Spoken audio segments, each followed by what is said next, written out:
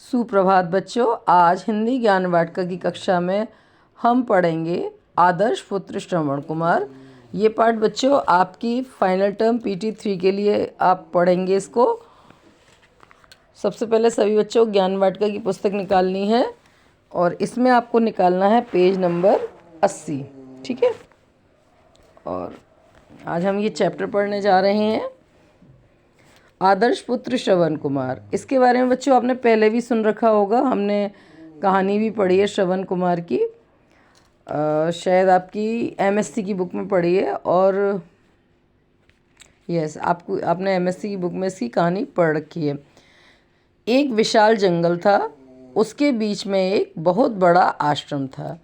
एक बहुत बड़े जंगल में क्या था? एक आश्रम था, और एक बहुत बड़ा जंगल था, उसके बीच में एक आश्रम था। इस आश्रम में बहुत से तेजस्वी सन्यासी और मुनि कुटिया बनाकर रहते थे। आश्रम में कौन कौन रहते थे? बहुत से तपस्वी सन्यासी और मुनि कुटिया बनाकर रहते थे। इन्हीं में से एक कुटिया में श्रवण कुमार अपने अंधे माता पिता के साथ रहता था। और इन्हीं कुटियों में से एक कुटिया में कौन रहता था? श्रवण कुमार अपने अंधे माता पिता के साथ रहता था। श्रवण एक सुंदर, मधुभाषी और आज्ञाकारी युवक था। श्रवण कैसा था? एक सुंदर, मधुरभाषी का मतलब मीठा बोलने वाला, आज्ञाकारी यानी कि सबकी आज्ञा मानने वाला युवक था। वह रोज रात को माता पिता के पैर दबाता था, अपने माता पिता के पैर दबाता, उन्हें अपने हाथ से नहलाता, उनके कपड़े बदलता और उन्हें भोजन कराता। वो रोज़ क्या करता था? अपने माता पिता के पैर दबाता था, अपने हाथ से उनको नहलाता था और उनके कपड़े बदलता था और उन्हें भोजन कराता था। एक बार श्रवण के माता पिता ने कहा, बेटा, लोग बड़े बड़े तीर्थों की यात्राएं करते हैं। क्या कहा उसके माता पिता ने? कि लोग बड़े बड़े तीर्थ यात्राओं की यात्रा करते हैं, तीर्थ स्थानों की यात्रा करते हैं, पर हम अंधे हैं, इसलिए इच्छा होते हुए भी कहीं नहीं जा सकते। ठीक है, ऐसा उसके माँ बाप ने कहा। श्रवण ने अपने माता पिता के दर्द को समझा और कहा, आप चिंता ना करें, मैं आपको तीर्थ यात्रा पर ले जाऊंगा। क्या कहा श्रवण कुमार ने? अपने माता पिता की ये परेशानी समझी कि वो अंधे होने की वजह से कहीं जा नहीं पाते हैं, तो उसने अपने माँ बाप से कहा, कोई बात नहीं, मैं आपको तीर्थ यात्रा पर ले जाऊंगा। उस समय आने जाने के लिए ना तो मोटर गाड़ियाँ थीं और ना रेलें। ठीक है, उस समय में ये सब चीज़ें नहीं थीं। श्रवण कुमार ने एक कांवर ली और उसमें अपने माता पिता को बिठाकर तीर्थ यात्रा पर चल दिया। तो अब श्रवण कुमार ने क्या किया? उसको समझ में नहीं आया कि अपने माँ बाप को कैसे ले जाए, तो वो एक कांवर बनाता है, एक डंडे में 2 टोकरियाँ बांधता है और उसमें अपने माँ बाप को बिठालता है और वो उनको यात्रा पर ले जाता है। श्रवण दिन भर चलता था और फिर रात को कहीं ठहर कर अपने माता पिता के लिए भोजन का प्रबंध करता था। इस तरह उसने अपने माता पिता को अनेक तीर्थों की यात्राएं कराईं। ठीक है, वो क्या करता था? रात भर तो चलता था, दिन भर चलता था और फिर रात में कहीं ठहरकर अपने माता पिता को खाना पीना खिलाता था। इस तरह उसने अपने माता पिता को अनेक तीर्थ यात्राओं की यात्राएं करवाईं। घूमते घूमते श्रवण एक दिन अयोध्या नगरी के पास जा पहुंचा। रास्ते में एक घना जंगल था, वह विश्राम के लिए वहीं रुक गया।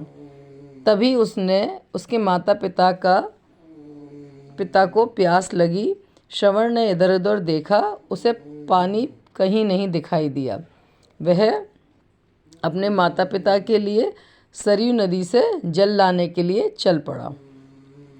उस रात अयोध्या के राजा दशरथ उधर ही शिकार खेल रहे थे। जब श्रवण ने नदी में घड़ा डाला तो उसमें गड़गड़ की आवाज़ हुई। राजा दशरथ उधर से ही जा रहे थे। उन्होंने समझा कि कोई हिरन पानी पी रहा है। उन्होंने अनुमान से ही उसी ओर तीर चलाया। तीर आकर श्रवण की छाती में घुस गया। देखिए क्या हुआ था कि जब श्रवण ने सभी जगहों की यात्राएं करा ली अपने माता पिता को, तो वो अयोध्या नगरी के पास एक जंगल से गुजरा और फिर रात में वहीं पर रुक गया आराम के लिए।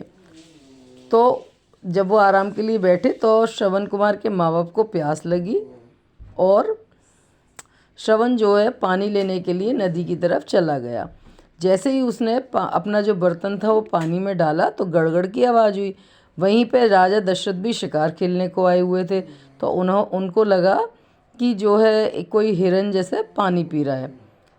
तो ये सुन के राजा दशरथ ने क्या किया कि आवाज़ की दिशा में ही तीर छोड़ा अंदाजे से, और वो तीर सीधा जाकर कहाँ लगा? श्रवण की छाती में। ठीक है। अब राजा ने पास आकर देखा कि एक सुंदर युवक छाती में गड़े हुए तीर को पकड़े करा रहा है। राजा ने तीर बाहर निकाला और श्रवण से सारी बात पूछी। श्रवण ने कहा, मेरा नाम श्रवण है, आप मेरी कोई चिंता ना करें, मुझे अपने मरने का दुख नहीं है, पर पास ही मेरे अंधे माता पिता मेरी प्रतीक्षा कर रहे हैं। प्रतीक्षा मतलब इंतज़ार। वे बहुत प्यासे हैं, आप कृपा कर उन्हें पानी पिला दीजिए और उनकी देखभाल कीजिए। इतना कहकर श्रवण ने दम तोड़ दिया।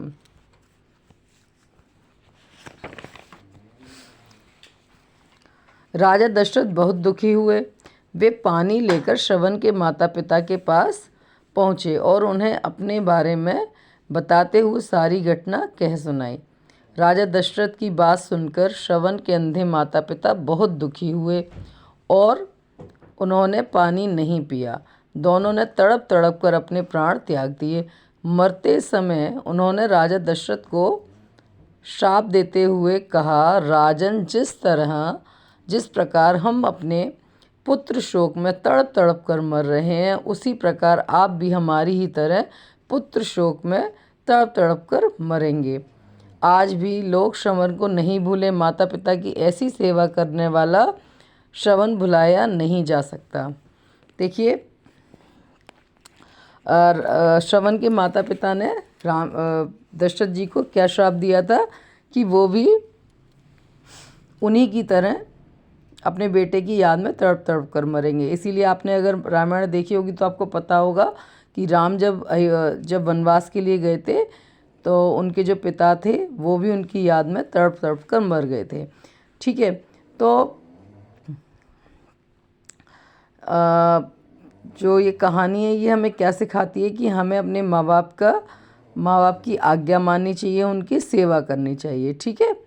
तो बच्चों, आज हमने ये चैप्टर पढ़ा है, कल जो है हम इसका अभ्यास कार्य करेंगे। तब तक सभी बच्चे इस चैप्टर को पढ़िए और जब हम कल इसका अभ्यास कार्य करेंगे तो आप बहुत ही आसानी से इसका जो अभ्यास कार्य है वो कर पाएंगे। धन्यवाद।